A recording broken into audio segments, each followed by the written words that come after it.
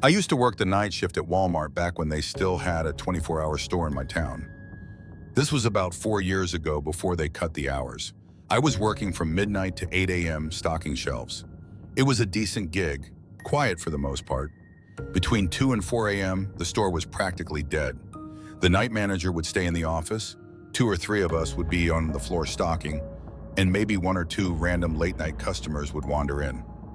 I liked the shift because there was no crowd, no micromanagement, just me, my pallet jack, and my headphones. Anyway, this happened one night in mid-October. I remember because the Halloween stuff was in full force. I was assigned to stock the cereal aisle, which was near aisle 9, seasonal decor. Around 3 a.m., I took my usual break. We had this crappy old monitor in the receiving area that cycled through the store cameras. Half the time it was just static, but sometimes it worked fine. I was half watching it while eating at a granola bar. On camera 7, which covered aisle 9, I noticed a guy standing at the far end of the aisle. He was tall, maybe 6'2", wearing a dirty hoodie and jeans. He was facing the shelves where we had all the fake pumpkins and Halloween decorations. At first, I didn't think anything of it. Sometimes we'd get late-night customers who'd just stand around zoning out or checking prices. But something about how he still caught my attention. I watched for a good 30 seconds, and he never moved an inch. After my break, I went back to the floor. The store was silent. I didn't see anyone near aisle 9. I figured maybe the guy left. About 15 minutes later, I heard this faint metallic tapping sound. It echoed through the empty aisles. It wasn't loud, but in the dead quiet of the store, it stood out.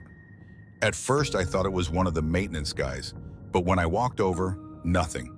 The sound stopped as soon as I got close. I went back to my aisle. About 5 minutes later, the intercom crackled to life, just static for a second, then dead air. That was odd because the phones were locked at night and no one was scheduled to be up front. At this point, I was getting an uneasy feeling. I radioed Dave, another night stalker, and asked if he'd been in aisle 9 or near the phones. He said no, he'd been on the other side of the store doing frozen foods. I decided to check aisle 9 myself. As I walked toward it, I immediately noticed it felt colder, not freezing, but noticeably cooler than the rest of the store, almost like walking into a walk-in cooler. And there he was, same guy, standing perfectly still at the far end of aisle 9, facing the shelves. "Hey man," I called, "that section's about to be clean. Just a heads up." No response, no movement. I took a few steps closer. Maybe he hadn't heard me? But then, without turning his body, he slowly turned his head toward me. Not a normal movement. His head pivoted in this weird, unnatural way. His eyes were wide open and bloodshot. His mouth was hanging open way too wide, like it was dislocated. Every instinct in me screamed to back off. I slowly stepped away and radioed Dave again. "Dude, I need you at aisle 9 right now." He showed up fast, box cutter in hand. We walked the aisle together. Gone. The guy wasn't there. The aisle was empty. No cold air. We checked everywhere. Bathrooms, back room, even the emergency exit, which triggers an alarm if opened. No alarms had gone off. The manager checked the front doors. No one had come or gone during that time. We were both pretty spooked, but we tried to brush it off. Maybe I'd been seeing things. Maybe the guy slipped out somehow. Later during my last break, I checked the old monitor again. The guy was back. Same spot, standing at the end of aisle 9, facing the shelves. I grabbed Dave. We both ran to the aisle, empty again. No one there. At that point, I was done. I clocked out early. I couldn't shake how wrong it had felt. The next day, I told the day manager, Carla, about it.